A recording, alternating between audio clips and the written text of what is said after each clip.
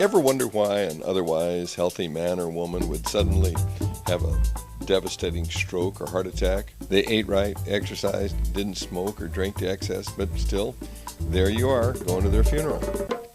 There has to be something missing from the cholesterol, flabby, fat, heart paradigm that blames the victim for the disease. And there is. There's a cause. Bad bugs.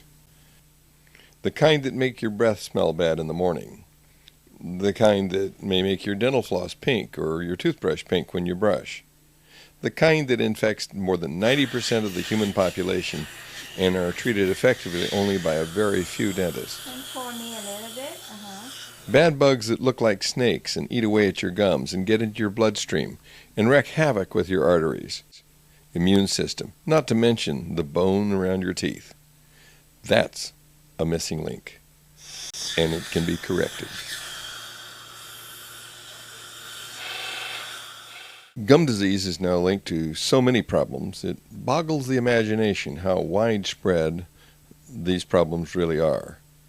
Most people don't realize that the majority of adults who will lose their teeth do so because of gum disease, caused by bad bugs. What's even more serious is that many things that traditional dentists do to try and correct this problem actually makes them worse. Like, for example, gum surgery. This painful experience is often offered to victims of gum disease as the only solution to this problem. But research, now 20 years old, shows that it actually accelerates the destruction of bone and increases the loss of teeth. And then there's the deep scaling, where the hygienist tortures the patients for hours at a time, and that the problem remains. So they come back every 2 months, or every month, and they do it all again. Deep scaling spreads the disease into the bloodstream in what is called a septicemia. Bacteria are showered into the blood. Doctors who routinely look at live human blood can easily tell who has bad bugs in their mouth and who does not.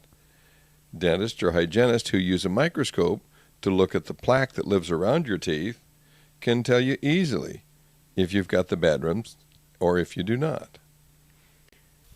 Dear Dr. Kennedy, my husband was a 52-year-old family practice physician. His dentist told him he had gum disease and recommended deep cleanings. He did not prescribe an antibiotic because my husband was always very healthy and had no history of heart problems. It's been 1 year and 4 months since my husband died of bacterial endocarditis, and it feels like 1 day and 4 hours. The autopsy found that his heart had been infected by the deep cleanings. My goal is to change dental protocols so no one else has to die like this. Now back to you. Notice how all the really bad bugs swim? They're swimmers. They aren't the ordinary gooey plaque that grows up all over your teeth like yogurt every night and stays in one place. They live underneath that layer and swim around in your gums and your bloodstream so they can infect other parts of your body. Where do they come from? Well, DNA testing has confirmed that mothers, lovers, and dogs. Yes, your pets are infected too. Basically, anywhere you swap spit. Don't let the dog lick you in the face. So this is the fuzzy stuff that we see. It's just plaque. It's the gook that can cause tooth decay. It's not the pathology. The stuff we're looking for is moving. They're jumping. They're swimming. I call them the usual suspects. Right, there's a rod form. Down on the bottom of the screen, there is a bug having babies because it looks like link sausages. Yep. You know where they get the little contraction in the middle, and pretty soon then you got two of them. Well, I've got spirochetes here. Spirochetes are really bad actors and look like snakes. They eat blood and they can bite through mucosa, and they're smart too. They can even bite a white blood cell, like right here. They wriggle in unison to make a pump, like a heartbeat. And they'll take a rod and bite on its side and then move together to create a circulation around the gum of saliva so that more germs can fit into a smaller area and eat you. These aren't your friends. And what's nice about them is that they're pretty easy to kill. Scott, thank you very much for coming by today.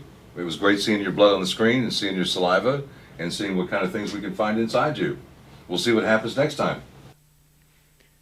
Here's what the good bugs look like. Notice that there's no movement. They're just sitting there, not eating you. Now here is an infection with spirochetes, or I like to call them snakes, rods, and some very bad bugs. It's not good to have smart bugs swimming around in your gums and your bloodstream. You are infected, and there is a solution, one that you and your dentist together can do. It's called kill 'em. Just kill 'em. And a warning. Fluoride makes this disease worse. So don't grab your favorite fluoridated toothpaste and start doing the new things you're going to learn about today. Fluoride kills bones and causes inflammation. There is one really bad actor that will take a special program on your behalf from your hygienist or dentist, and it's called one-celled animals, amoebas and trichomonads, that are frequently found in severe cases of gum disease. These are parasites. This animal lives in the gums, but it also lives in the jawbone, or the liver, or the intestine. It's throughout the body. So if you just kill it in the gums, it comes back. You never really got rid of it. You've got to kill it everywhere, and there is a way, but you can't swallow a pill to kill an amoeba in the gums. You've got to put the antibiotic in the gums and the body at the same time, and that takes a knowledgeable professional. Consult your local preventive dentist. They will have a microscope, so they can take a sample and you both can see if you have the bad bugs. Get the dentist or hygienist to wipe them out, kill them, and then teach you how to keep them gone by irrigating at home. Periodically have your dentist or hygienist check and make sure they're dead. They are, after all, contagious. And it's as simple as that. Kill them and keep looking to make sure they don't come back. Now that you know the enemy, I'll tell you how to kill them. Stir them up and change the water they live in. The juice that is around every tooth can be washed away and changed to saliva that kills bacteria and doesn't kill you. One particularly useful instrument that you can use at home to help prevent these bugs from multiplying in your mouth is called the Viajet irrigator. This is an electric appliance that pushes out a pulsing stream of water that can remove the bacteria from the surface of the teeth and help irrigate the spaces below the teeth with either water or with an antimicrobial agent, so that you can get at bacteria that are simply impossible to get at with an ordinary toothbrush. An irrigator is probably the best thing to get down to the bottom of the pocket, and we can add products to the water in the irrigator to carry that product down.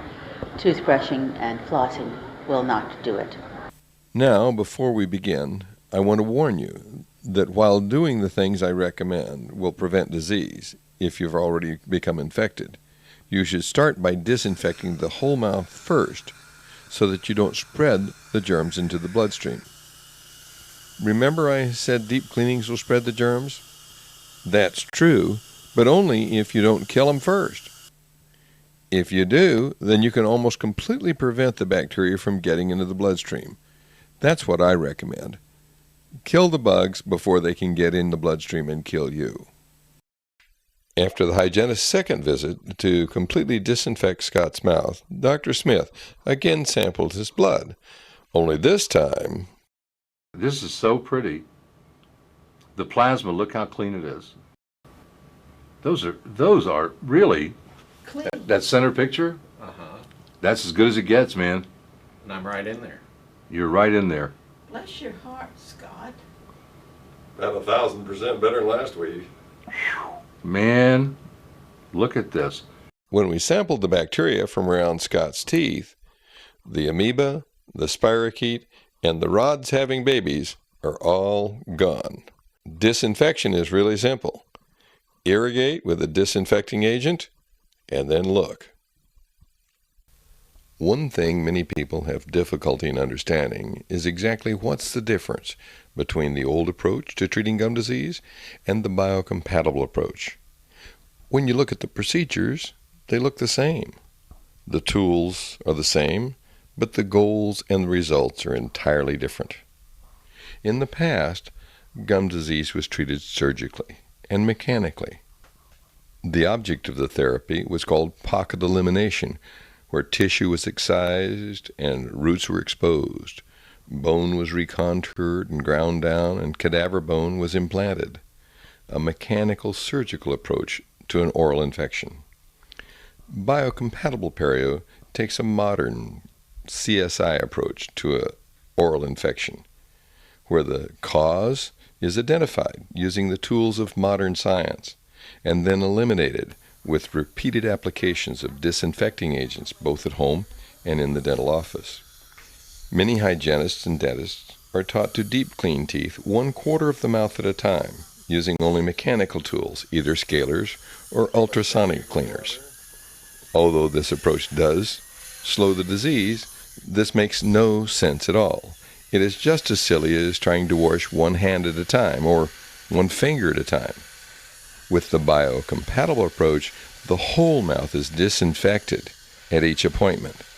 Some will say this is an impossible task, like disinfecting skin, but that remark only comes from those who haven't practiced this way. These bacteria are parasites and abnormal bacteria, and they aren't your normal flora. They're pathogens and have a totally different lifestyle. Once you've killed them, unless you get reinfected, you're no longer infected. So the big difference in approach between the old approach and the biocompatible approach is the goal. The goal is to eliminate the bacteria rather than eliminating tissue. This yields a tremendously healthful result. A pediatrician in Puerto Rico published a study of infants who were engaged in risky behavior. She saw child after child with teeth rotted off at the gum line. And the reason was very simple. The mothers were putting them to bed with milk or sugared milk, which is a common practice. That'll rot the baby's teeth right out of their head. So she tried various levels of fluoride. That didn't help. But she also used povidone iodine. 6 times a year, they dabbed the baby's teeth with a Q-tip. None of the fluoride preparations had any beneficial effect, but the iodine reduced the expected tooth decay more than 50%. Just think what could happen if they'd done it once a day. Why did iodine work so well? For one thing, it's a nutrient, and humans need it. And for another, the preparation was the kind that kills germs on contact. Tooth decay and gum disease are caused by germs. You kill the germs, you stop the problem. It's really that simple. I found lots of things work in an oral irrigator. Even just plain water helps. But if you put something in the water that bacteria don't like, that works much better and faster too. Iodine is fast and thorough. You don't have to blast them off like a car wash. They're swimmers. So if you change the saliva they're swimming in to iodine-treated saliva, they'll quickly die, and that's what you want. Lots of things kill bacteria. Salt water, for example, will do just fine.